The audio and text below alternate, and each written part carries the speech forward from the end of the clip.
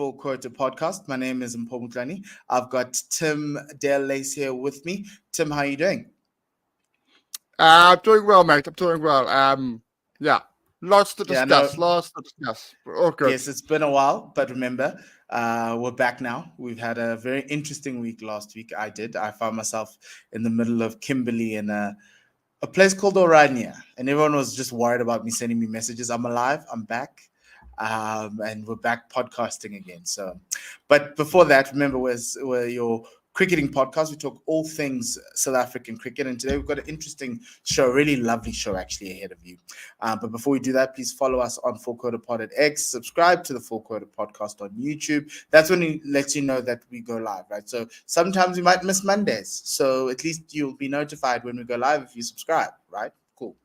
And then there's a Full Quota Podcast on Apple Podcasts and Spotify for the audio people like myself. If you have any of these, best thing ever. So please do subscribe there. And also, please, you can buy some coffee this time.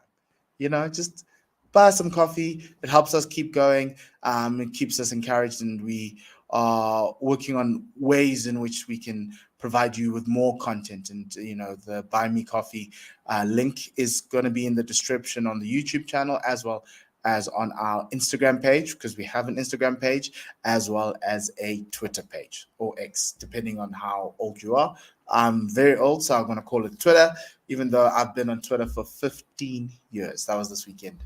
Okay, Tim, lots of squads have been announced this week, but there's this particular squad that we're going to be talking about, right? So what are we going to be talking about today? We are going to be talking about the upcoming Proteas Women series in Pakistan, which is basically a warm-up for the World Cup, if you like, for both teams. So that's going to be our focus. We will get into the various other announcements we've had since we've been away. We promise we will, but that's just going to be our focus for today. And we've got our friend Eman from Pakistan to give us the lowdown on the series, on the Pakistan team. South Africa named a 15-woman squad and one traveling reserve. We'll talk about all of that. But that's obviously going through to Pakistan first, and then they'll be coming to the UAE to try and see if they can't go one better in the Women's World Cup. But before then, we still have to play Pakistan. So let's bring Eman on and let's have a conversation. Hi, Eman. How are you doing? Hi, guys. I'm good. How are you? I think Good. I'm good. Oh, good. Tim, you? Is it raining in Cape Town, Tim? No. It's lovely and sunny. Okay, I wouldn't call it warm, but it's sunny. Yeah, we've got this weird wind on our side. But Eman, how are you that side of the world? Yeah, Karachi is quite boring with its weather. We got a bit of rain, but after that, it's been sunny days. Okay, that's amazing. Eman, I think we shared a joke earlier while we were off air. It's a year later. Things have changed. We're going to talk about all those changes. But we're playing Pakistan away from home, so this is different, obviously. What are your initial expectations for this series with South Africa coming up to play in Pakistan and in Multan as well? Yeah, I remember last time I predicted exactly a year ago when we spoke about the upcoming series. I said that, maybe we'll win one, but I hope we win two. And then we ended up clean sweeping the series. So I would love for us to kind of repeat that. I feel like South Africa and Pakistan are very interesting teams matched up in the sense that our strength is our slow left arm bowling, and then South Africa's top order, which is their strength, kind of struggles with that a little bit. And then South Africa's strength is their pace bowling, and then we're actually quite good at playing pace. So it's always a really, really fun contest. So I'm hoping that we win the series again. But I am kind of also hoping that we don't really take this as we need to repeat 3-0. I would rather that we kind of just I felt like the Asia Cup wasn't really fulfilling what we wanted it to do. We didn't get to test much of our middle order, except in games where we terribly lost. We didn't get to test the left arm pace that we brought along. So I would really, really want them to, like Tim said, treat this as a warm-up series that it is. Don't be too worried about the results, because for once, it's not really it's not really an ICC ordained series. It's something that the boards are doing for preparation. And so I'm hoping the team management and the players themselves are treating it as that. So no matter the scoreline, I want us to leave the series thinking, okay, we know our best 11, and we've also tried some of our bench options, and now we're going to go to the World Cup and we're going to do our best. Okay. Interesting. I suppose for me, it's just, what sort of changes have there been within Pakistan women's cricket in those last 12 months? You've mentioned them there. What are they?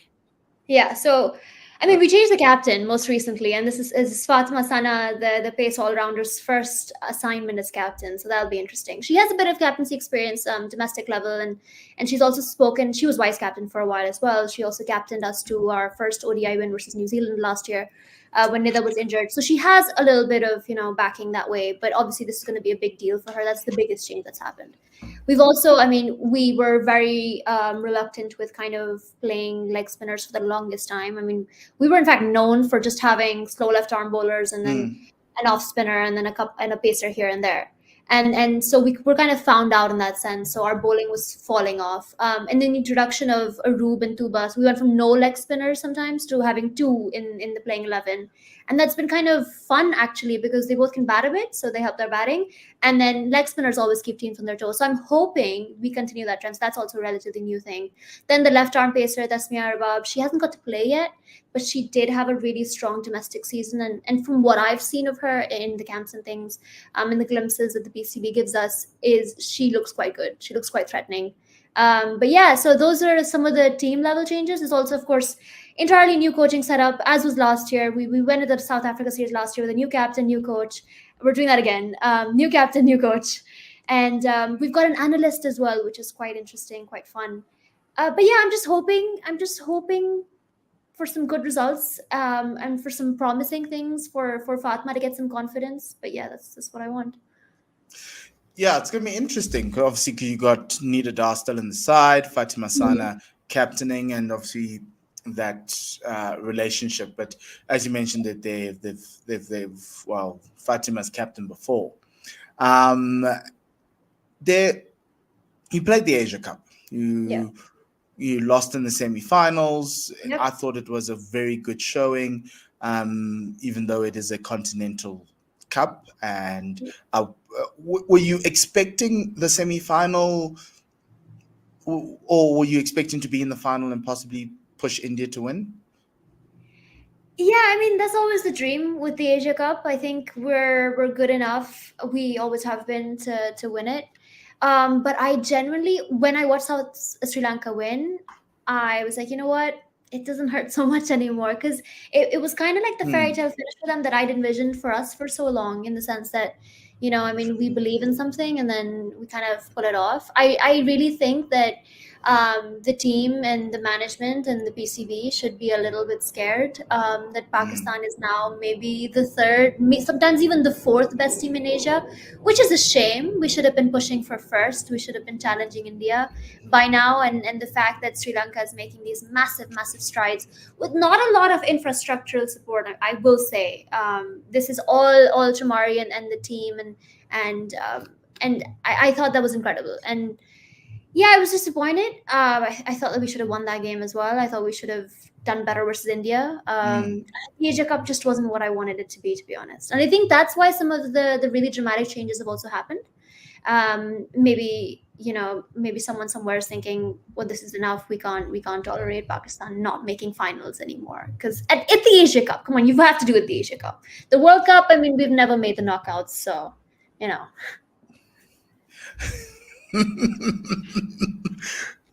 I ask a follow-up, Tim? Let me just go on. So in the Asia Cup, I think Muniba, Gul Firuza were in the runs, and Fatima Sana was the third highest run scorer in the series, and we know that she's a bowling all-rounder. In the batting sense, are these changes that were made for the series and the World Cup going to strengthen the batting, or are you still very worried about the fact that there's possibly a soft underbelly in that. Obviously you want Nida to come back in and bat the way she's been doing for all this time. Alia Riaz to kind of show us, what she used to be. But what do you think is the issue there with the batting? Yeah, I think losing Bisma hurt more. I mean, to retirement, of course, to hurt more than anyone kind of maybe foresaw. I mean, I think us fans were a little bit dramatic about it, and we were like, no, this is like the end of Pakistan's batting, and we kind of have seen versus England in the Asia Cup that yeah, she was doing a lot more than anyone realized, and Alia's not been at her best, and Nida's been struggling. I mean, honestly, since last year's South Africa series, I think she had one good knock there. Otherwise, she was visibly struggling, and she has been since then. And so when you have your 3, 4, 5, effectively, just one is gone and two are not performing. I like to believe maybe the PCB specifically organized the South Africa series because they knew that Alia does really well to South Africa, and they're like, maybe this will give you what you need to kind of play your way again. Especially because Multan, I don't know how well you guys know the conditions there. They're not exactly flat the way National Stadium was last year. It's going to be a little bit tricky. So it's going to be challenging for, I'm assuming, South African batters as well as ours. Despite being from the subcontinent, our players do struggle when the pitch gets a little slow, when it gets a little bit tricky.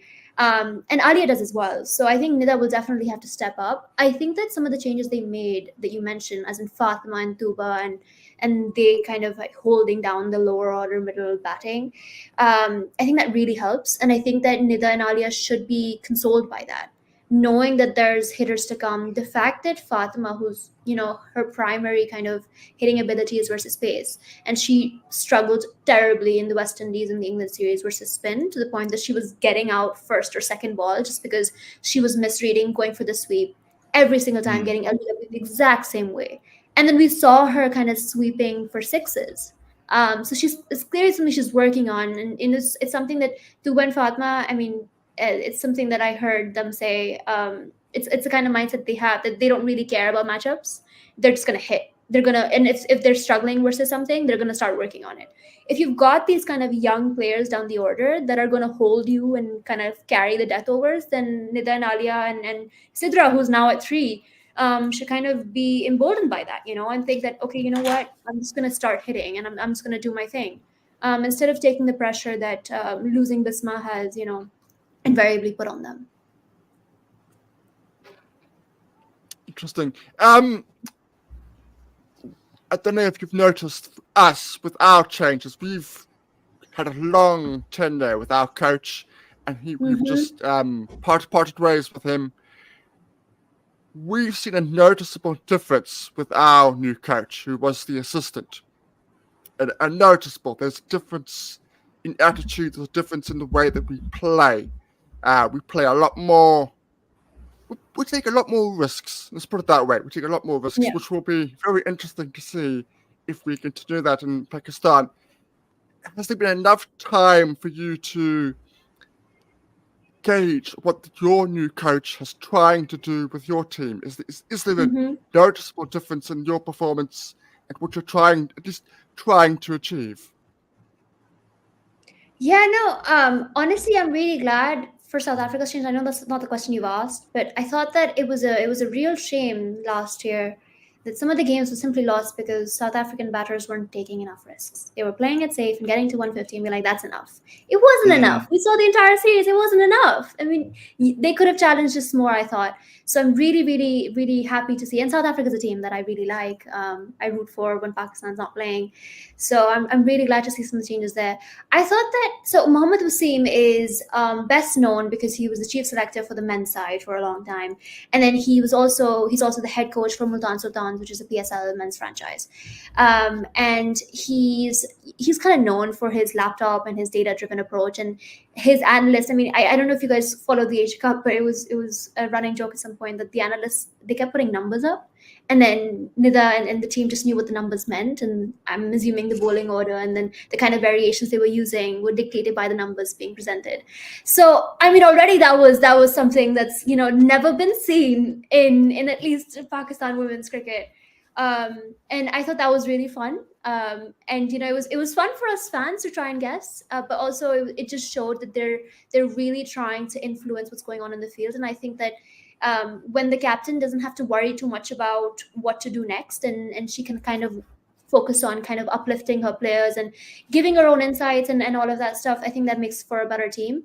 Plus, I will say I was hoping for more aggression, but the way the Asia Cup went, the India game, we were just crippled very early on. Mm. Versus UAE Nepal, we did really, really well, the top order. So we didn't really need to do anything else. The top order just kind of carried us. And then Sri Lanka really tested us, but I thought that, and I wrote something about this as well. I thought there wasn't much we could have done in that Sri Lanka game. So I don't think they've gotten the chance to really show us what risk-free cricket is like.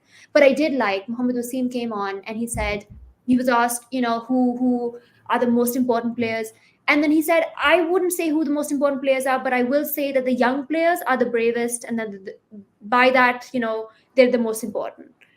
Because they know that with their bowling, with their batting, with their fielding, we've got to give 100%. We're gonna try to win every single game, try to win every single moment, and that kind of mindset that he's kind of encouraging and kind of highlighting. It's important for fans, it's important for the media, but it's important for the players as well to kind of hear what their coach is looking for. No, that's awesome. I like that. I like the hands-on approach with the signals. We look forward to seeing them. No, because I've always believed that coaches can't just be sitting there and watching things go if they know that they can affect the game. Absolutely. You got to be a little bit more hands-on, like a soccer coach, right? Got to try see and move pieces around. Obviously, the traditionalists will say no. The captain needs to, make the finals. They are. If they choose to misread number 2 as whatever it is, then they choose to misread it. Exactly. So, but you speak about the youngsters coming in, the data-driven process that the new coach is putting in. Which of the young players do you think will surprise South Africa, or will is well suited for this series, and is one you're looking to see if they can match up against South Africa? Okay, so last year we did have Aroop Shah in the squad, but she bowled, I think, 1 over across the entire series, and then that one went for like 12 runs or something, and then we just never bowled her again. And she didn't bat either. She did take, I think, a very good catch. She's an excellent fielder. And we did see a glimpse of her doing just incredible things in the game versus India. I think she's definitely someone that I would watch out for, because she's like 20 years old and she bats and she bowls leg spin, and she's got a neat few variations, and she's a phenomenal fielder. I think maybe I shouldn't say this, but I did overhear someone important joke about how they would select her just for her fielding. And she's young and she's incredibly dedicated. She's been in and out of the team since she was like 15 years old. So she was one of those young prodigious talents, but she didn't get a very consistent run because she was a kid. You don't want to kind of overburden that. But now she's coming of age. She's 20, 21 maybe. And now they really feel like this should be, her consistent run. So I'm hoping, I think Multan will suit her just a bit as well. I'm hoping that she does well with the ball, but also with the bat. She bats typically 7, 8. I think anything lower than that is a shame, because she's good enough to put a few, bad balls away at the death, maybe a few good ones as well. But yeah, I'm really excited for her. And we saw Fatma do well with the bat in the Asia Cup. We saw Tuba as well. I'm really hoping this is a Roop's, kind of time to shine now, because it's a player that they brought back into the squad, and it's a player that they really are expecting a lot from. Maybe a little too much even, but I think that when you are kind of a prodigy of some sorts, the way Fatma was a few years ago, I think that kind of pressure, they sometimes thrive in it, and I'm hoping that's the case with Aroop. Interesting. I think that sort of alludes to my overall point of the series. Normally, I would say that this sort of series, not that it doesn't matter, but it matters less than perhaps other series do. From the outside, to me, this looks like a series that actually matters. You've got two teams with 2 new setups, 2 teams with going through some sort of transition definitely South Africa's is Mm. definitely happening. So, Yeah. how important would you say the series is, just in a general sense, and then for the World Cup? Yeah, I think that, I mean, look, we're also, this series and this World Cup is not just, it's not just about OT20 cricket. It's also nearing the end of the ICC cycle. So a lot of eyes are on how has Pakistan performed, and the honest answer is not that great. So from the kind of management perspective, I think a lot of people will be very interested in the way they kind of react to this new setup. I think a bit of leeway was given with the Asia Cup and us not making the final. That, oh, it's a new setup. There's some new players that have come in. Gulfaroza kind of cemented her place as well. And then, like I said, Tuba, Arub, and but now it's like, okay, now this is an opponent that you beat last year, and this is an opponent that you can challenge. And I mean, in South Africa, if they're going through a transition phase, maybe this is Pakistan's time to capitalize on that, and kind of prove to everyone that, listen, we can do well.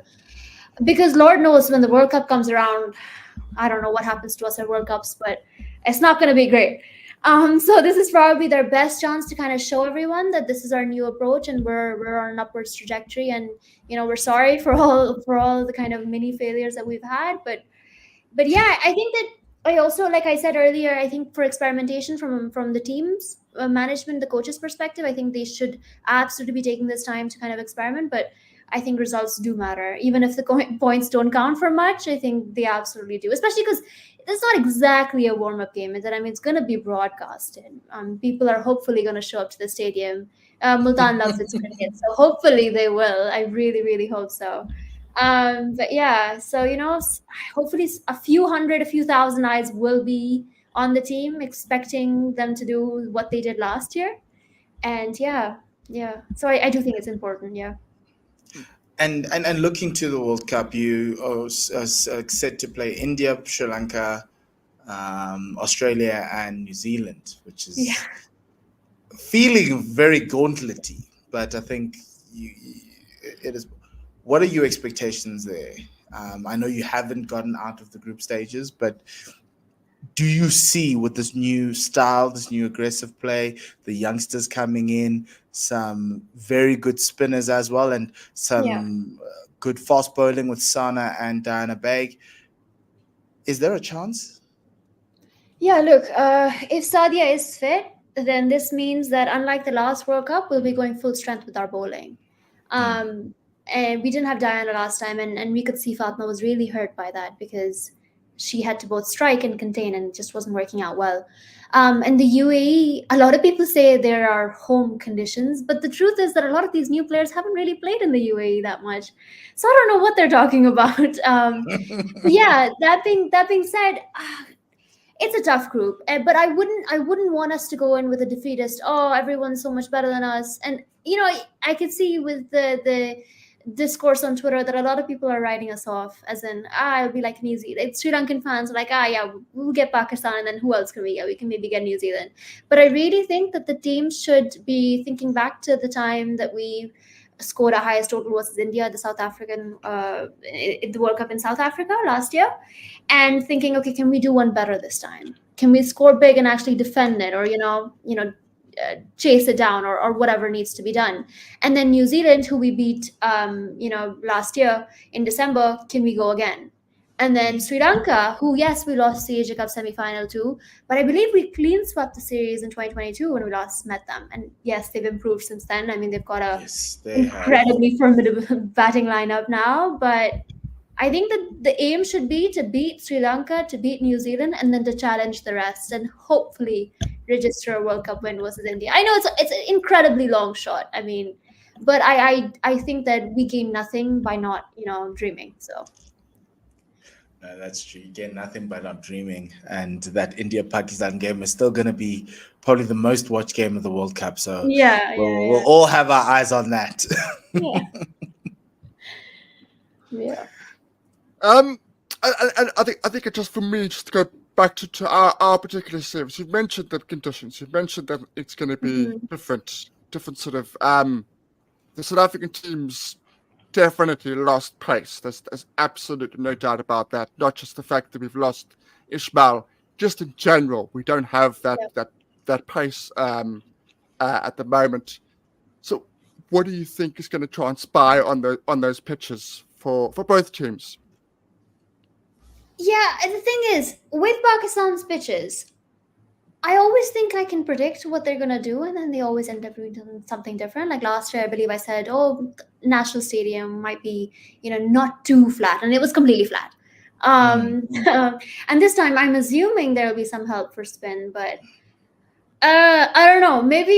Okay, I would actually prefer if it was flat. I feel like it would be better for both teams if the batters can kind of play a bit freely, kind of experiment, kind of play the attacking thing that both teams are trying to do very Mm. newly, and then the spinners can do their bit. I think that that being said, I again, it's hard to predict. I know that we have seen ODI series in Multan that have been really high scoring. We've also seen matches in Multan with the PSL and all, where you were getting a good amount of bounce, and then the spinners were kind of doing their bit. So I think the taller kind of leg spinners, the taller kind of bowlers were kind of capitalizing well. Interestingly, we're not playing. With Sadia is playing, but we don't know about her fitness, so we don't know if she's going to be able to kind of capitalize on that bounce there. Omehani is someone else who could have, but she's not playing. She's in the reserves.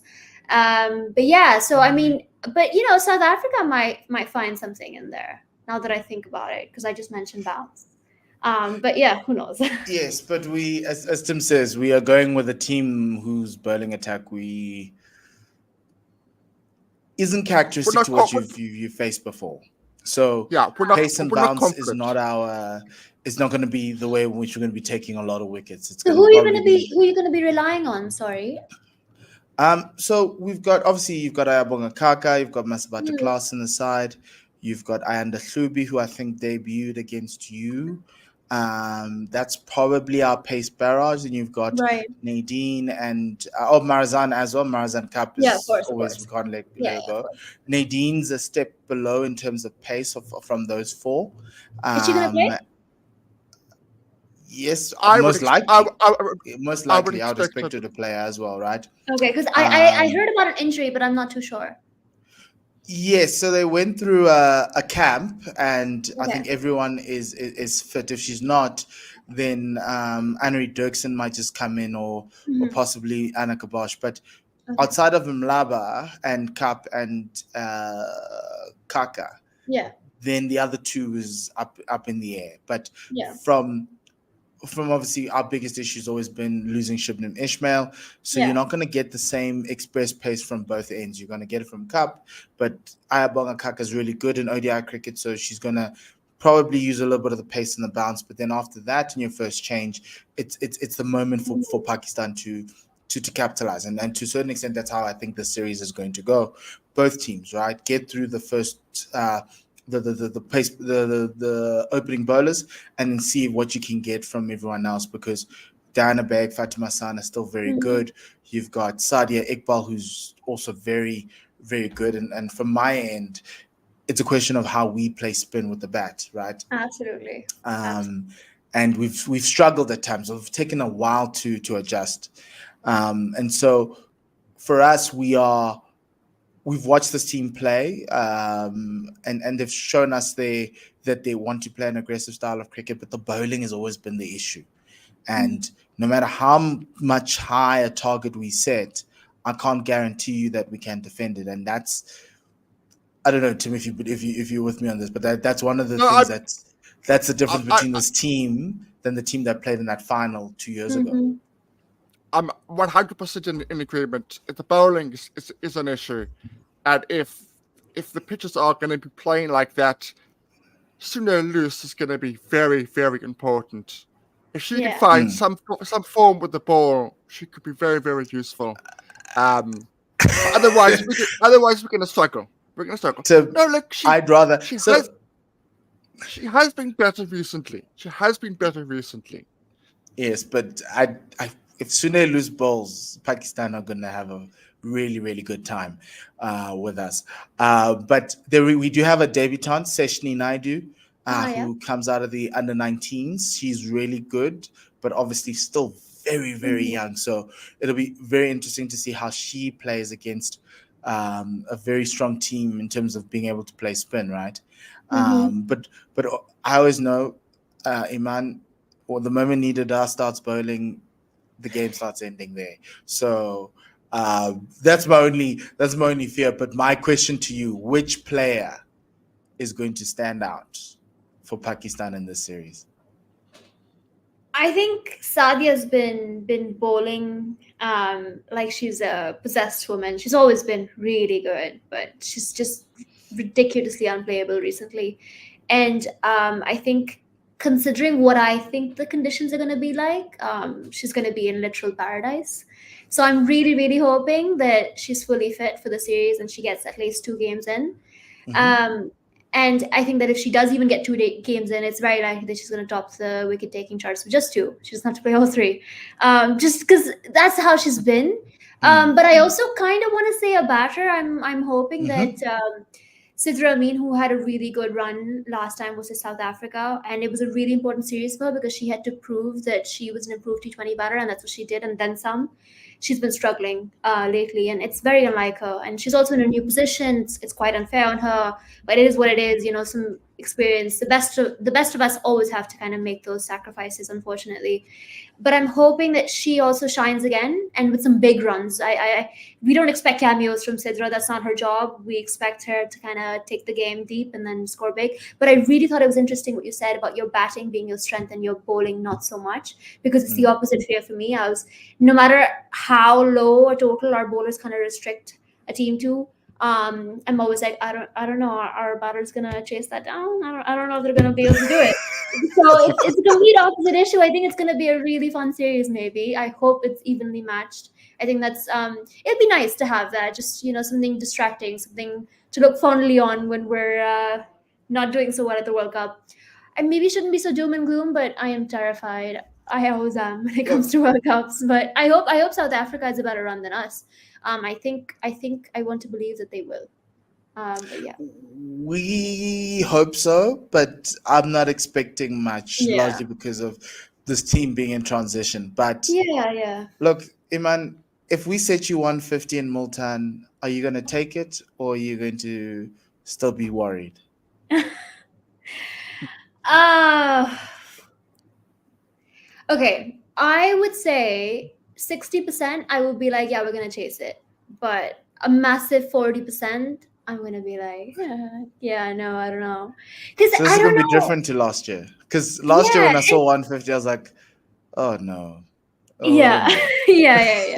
Although last year as well, 150, I thought we weren't gonna chase it. But that was because, we were coming off a really, really long bad run of form. And then I saw Nida and her kind of rejuvenated style of Mm, playing, and I was like, oh wait, I believe. But yeah, and it was funny. The last year you could see us kind of growing up as the series went on. In the first one we got like, I think, 4 runouts, and then we struggled mm. our way to 150, and then by the end of the series we were comfortably kind of sailing through. So I hate that I think both teams are just always going on through a lot of character development. I think that's just unfortunately our fate. But yeah, I'm just hoping for good outings for both of them, and hopefully 2-1. I will give South Africa one, just so they have a little bit of encouragement before they go into the World Cup, so they can do some things in the other group. Because you're not in our group, so I can wish you all the best. I love that. I Fair love enough.